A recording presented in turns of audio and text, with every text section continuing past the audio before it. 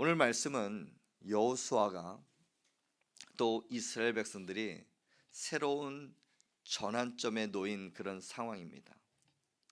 새로운 전환점이다라는 것은 내가 이전 삶과 하고는 전혀 다른 상황을 맞이하고 또한 그 상황들을 헤쳐나가는 그 시점을 가르쳐서 전환점이라고 그래요. 현재 이스라엘 백성들은 먼저 모세를 통해서 400년 동안 애굽에서 노예 생활로 이제 생활하다가 40년 광야길을 다 마친 상황입니다. 얼마나 힘들었을까요?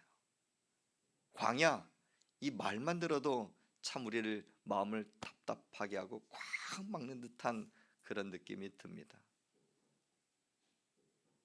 혹시 여러분 이스라엘이라든지 사막을 걸어보신 적 있습니까? TV를 본다든지 황량한 그 사막 모래바람 쫙 부는 그곳을 생각만 해도 저기에서 어떻게 살아? 제가 목사 안수 받기 전 강도사 인허를 받고 처음 사역했던 그 교회에서 이스라엘을 다녀왔습니다. 졸업 선물로 받고 강도사 인허 축하 선물로 그 이스라엘 우리 성지순례 이렇게 갔다 올 수 있도록 목사님께서 선물 주셨었거든요. 근데 가는데요, 진짜 오늘은 사막 그 길을 지나갈 것입니다. 안내위원이 그렇게 이야기를 하는 거예요.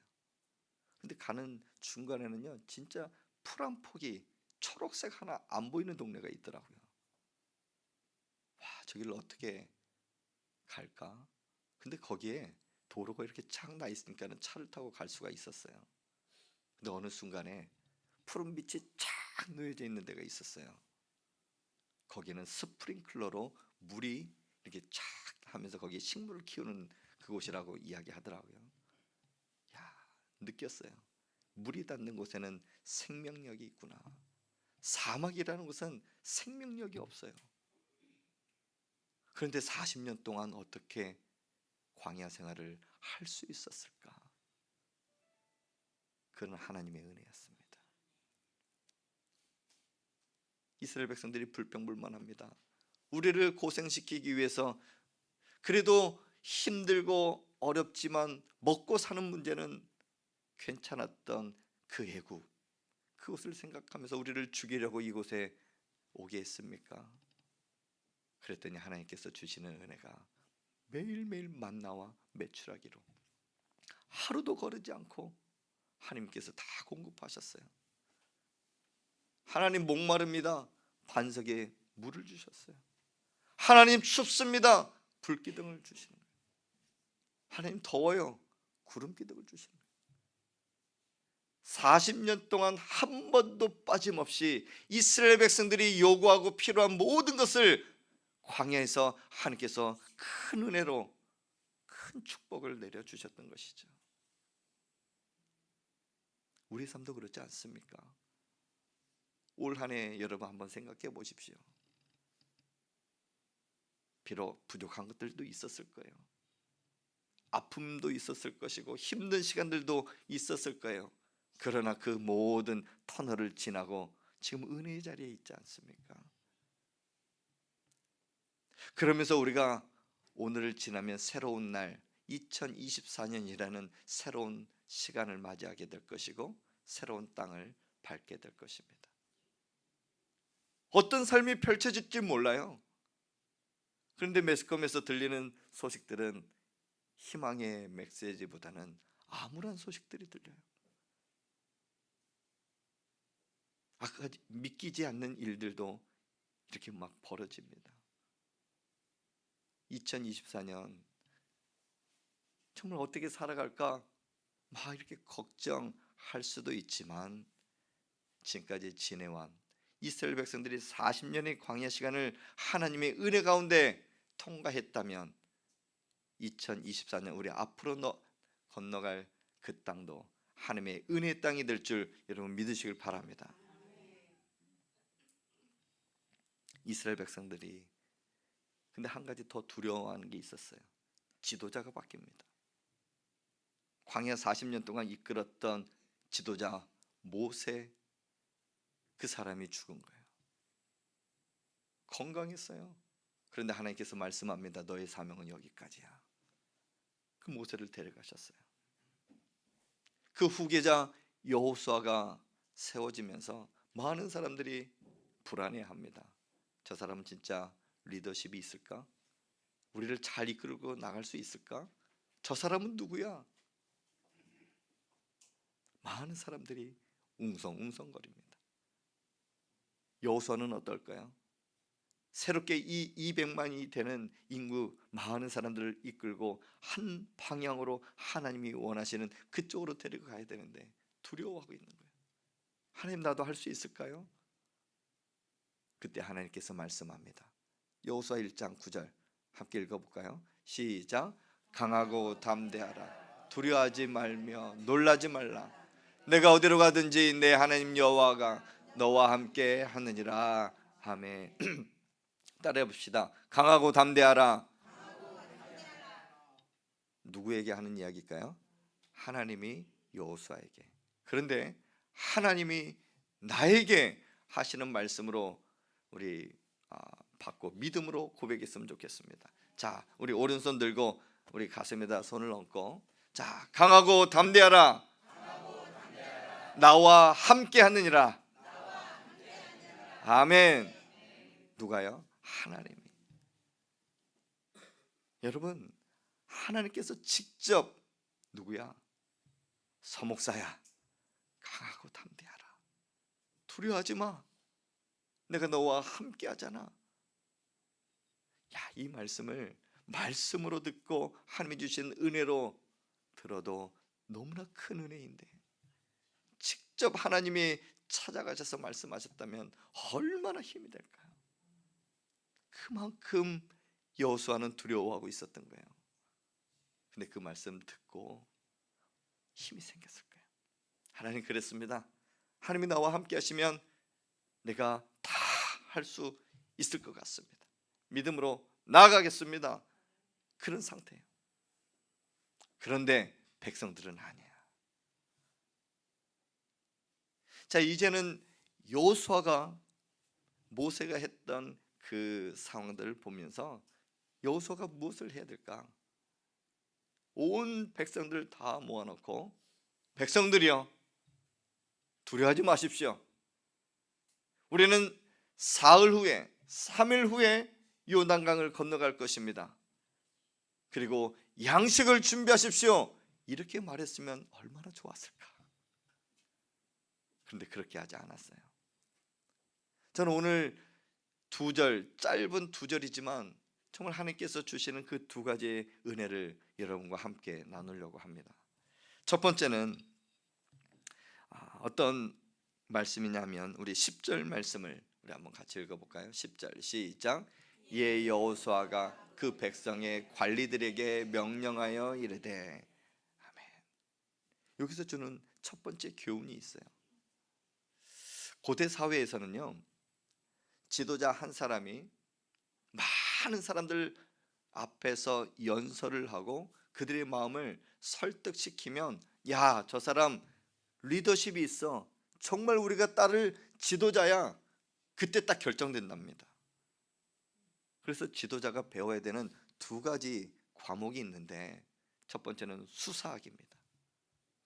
논리적으로 잘 말할 수 있는. 두 번째는 웅변술이에요. 앞에서 논리적으로 이야기하되 목소리를 크게 하고 설득력 있게 정말 담대하게 전할 수 있도록 이 두 가지 과목을 수행한다고 합니다. 근데 여호수아는 그런 게 없었어요. 하지만 그 전까지 40년 동안 모세가 하는 일들을 다 봤잖아요. 그렇기 때문에 여호수아도 충분히 할 수 있었을 거예요. 근데 많은 사람들 모으지 않아요. 오늘 말씀에 보면 그 백성들, 그 백성의 관리들에게, 일명 조직적으로 움직이는데 리더들을 다 부른 거예요. 각 지파별로 리더들을 다 불러 모아서 명령을 내리는 거예요. 여호수아가 왜 이렇게 했을까요? 한 번에 자신이 리더다, 제가 지도자입니다, 많은 사람들에게 공포할 수 있고, 그로 인해서 자기의 누구인가 과시할 수도 있었을 텐데 여호수아는 그렇지가 않았어요. 분명히 여호수아는 지혜로운 사람입니다. 왜냐하면 이 순간 무엇이 가장 중요하고 또 내가 무엇을 해야 되는지 그 일을 바로 알고 있었기 때문입니다. 여러분 한번 생각해 보십시오. 이제 3일 후에는 요단강을 건너가야 됩니다. 그럼 온 백성들이 해야 할 것이 무엇이에요? 무언가를 준비를 해야 되지 않습니까? 준비를 해야 되는데 자기가 드러나면 안 되고, 목적 하나, 하나님의 뜻이 무엇인가, 지금 이 상황에서 하나님이 원하시는 그 뜻은 무엇인가, 이스라엘 백성들이 요단을 건너 가나안 땅에 들어가는 것이 가장 큰 목적이었습니다. 이를 치러야 되는데 이게 가장 중요한 일이었던 것입니다. 여호수아도 자신이 연설을 하고 설득력 있게 많은 사람들의 마음 환심을 살 수도 있었을 것입니다. 하지만 그런 방법을 쓰지 아니하고, 그것이 중요한 것이 아니라, 나의 삶을 드러내는 것이 아니라 하나님의 뜻이 무엇이고 하나님 이 백성들을 통해서 하실 일이 무엇입니까? 그것을 깨달았던 거예요. 그래서 백성들 관리들을 불러 모은 겁니다. 여기서 우리가 얻을 수 있는 교훈 하나는, 아까 우리 찬양 후에 제가 여러분에게 말씀드렸죠. 지금까지 하나님이 하셨습니다. 근데 뒤돌아보면은 내가 잘 먹었어요. 내가 운동을 했어요. 그러니까 내가 살아있는 거 아닙니까? 내가 했을 것 같은 모든 일도 다 하나님이 하셨습니다 하는 그 마음 중심이 우리에게 필요하다는 것이에요. 올 한 해도, 내년 한 해도 올 한 해처럼 똑같은 시간, 똑같은 기회, 그런 모든 것들이 우리 상황에 다 놓여져 있을 것입니다. 그러나 내가 했습니다가 아니라 하나님이 하셨습니다. 하나님의 뜻은 무엇입니까? 하며 하나님 앞에 묻고 하나님 중심으로 살아가는 게 가장 중요하다는 사실 여러분 기억하시길 바랍니다. 나의 의의가 드러나는 것이 아니라 하나님이 나를 통해서 영광 받으시고, 나를 통해서, 우리 가정을 통해서, 우리 교회를 통해서 하나님의 영광이 드러나는 은혜가 있기를 주님의 이름으로 축복합니다. 아멘. 두 번째는 어떤 은혜를 나누고 싶냐면 우리 11절 말씀입니다. 11절 같이 읽겠습니다. 시작. 진중에 두루 다니며 그 백성에게 명령하여 이르기를 양식을 준비하라. 아멘. 양식을 준비하라. 두 번째 행동한 것은 명령하면서 양식을 준비하라 하는 것이었습니다. 여러분, 양식 혹시 내년도 양식 다 준비해 놓으신 분 계세요? 올 한해 이렇게 추수하면서 우리 농사 짓는 분들은 내년 한 해 뭐 양식을 곳간 안에 이렇게 쌓아 두기도 하지 않습니까? 내년을 준비하면서 뭐 적금을 들어놓은 분도 있고, 내년 한 해를 어떻게 살아갈 것인가, 뭐 우리 아이들처럼 졸업한 아이들이 있어서 뭐 학원을 보내야 될 거, 이런 경제적인 부분들을 조금 더 이렇게 잘 쌓아놓으신 분들도 있을 것이고, 노후를 잘 준비하신 분들도 있을 것입니다. 우리 삶이 그게 바로 양식이 되죠. 그런데 오늘 여호수아는 이스라엘 백성들에게 양식을 왜 준비하라고 했을까요? 첫 번째는 광야 생활을 해오면서 하나님께서 다 주셨어요. 필요한 거 다 주셨고, 먹을 거, 입을 거 다 주셨어요. 단 무엇이 없었습니까? 집이 없었어요. 매일 구름 기둥 불 기둥이 움직이는 대로 텐트를 쳤다가 접었다가 갔어요. 그런데 이제는 하나님께서 약속하십니다. 내가 준비한 젖과 꿀이 흐르는 땅, 내가 약속한 그 땅이 바로 너희들 앞에 있어. 이제는 너희가 평생토록 여기서 살 거야. 땅과 집을 주시겠다 약속하는 거예요. 그러면은 우리가 가전제품을 사야 되지 않습니까? 집도 주신다고 그러고 땅도 주신다고 그랬으니까 우리 필요한 가전제품 사야 되잖아요. 근데 여기서 말씀하는 양식은 그것이 아니에요. 여호수아는 전쟁을 준비하라, 그것이 양식을 준비하라, 그 의미였어요.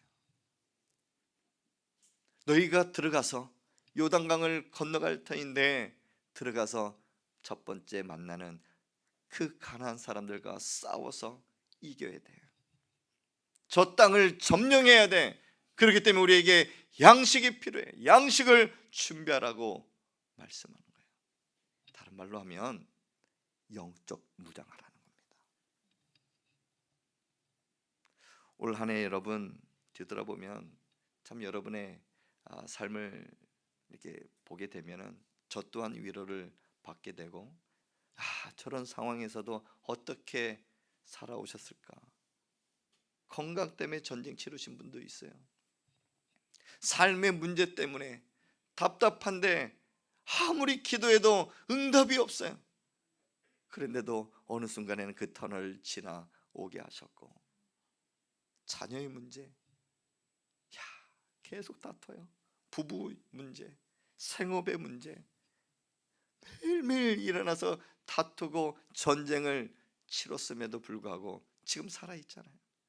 아직까지 전쟁 치르고 있는 분들도 있을 겁니다. 이스라엘 백성들은 이제 요단을 건너가 가나안 사람들과 싸워야 돼요. 근데 이스라엘 백성들이 가나안에 어떤 사람들이 살고 있는지 압니다. 자기들보다 엄청나게 큰 사람들이 거인이 살고 있다는 것을 알고 있어요. 얼마나 두려울까요? 그런데 그들에게는 믿음이 생겼습니다. 왜냐하면 하나님이 예비하시고 하나님이 준비한 땅이기 때문에 내가 너희와 함께하리라. 이 말씀 한마디에 그들에게는 용기가 생겼어요. 그래서 그 가나안 땅을 점령할 수가 있었습니다. 우리 또한 2023년이라는 그 다리를 건너갈 겁니다. 내일이면 2024년 도착해 있을 거예요. 근데 앞으로 펼쳐질 그 일들은 너무나 불확실합니다. 매스컴을 통해서는 정말 암울한 소식들만 들려요. 올해보다도 경제는 더 안 좋을 것입니다. 이래 이렇게 될 것입니다. 유가도 올라갈 것이고 물가도 올라갈 것이고 월급은 오르지 않을 것입니다. 성적도 안 오를 것입니다. 이런 암울한 이야기들을 막 이렇게 듣다 보면 두려워요, 두려워. 하지만 우리가 믿음으로 선포합시다. 2024년 한 해는 하나님이 준비한 땅이다. 하나님께서 모든 것을 예비하셨다. 그렇기 때문에 우리는 영적 무장하고 믿음으로 한 걸음 한 걸음 발을 내딛게 되면 그 땅도 정복하게 될 줄 믿습니다. 그러면서 우리에게 필요한 것이 있어요. 영적 전쟁에서 승리해야 돼요. 다른 건 모르겠어요. 우리의 의식주 문제, 생업의 문제, 가정의 문제, 그 모든 것들은 그냥 지나갈 것인데 이 문제 하나 해결하면 그 모든 문제가 다 따라오게 됩니다. 그 문제는 영적 전쟁, 그 문제예요. 내가 믿음을 잃지 아니하고 믿음으로 하나님과 함께하고 믿음이 바로 서 있게 되면 다른 문제들은 다 따라오게 돼 있어요. 그리고 그 다 해결할 수가 있어요. 에베소서 6장 11절에는 그 영적 전쟁을 어떻게 하면 승리할 수 있을까? 이렇게 말씀합니다. 함께 읽습니다. 시작. 마귀의 관계를 능히 대적하기 위하여 하나님의 전신갑주를 입으라. 아멘. 따라해 봅시다. 하나님의 전신갑주를 입으라. 하나님의 전신갑주를 입자. 아멘. 하나님의 전신갑주, 다른 말로 하면은 완전 무장입니다. 우리 남성분들은 군에 갔다 오셨을 거예요. 매 순간에는 그냥 평상복으로 이렇게 다니다가도 자, 훈련 때 전쟁 시에 이런 일들이 발생할 겁니다 하면서 훈련을 뛰거든요. 그때는 완전 군장을 해요. 짊어질 거 짊어질고 총기, 방독면 뭐 이런저런 다 가지고 가요. 그거 하면서 이제 행군을 하게 되거든요. 한 20kg, 30kg 되는 그것들을 짊어지고 다녀요. 그게 완전 무장이에요.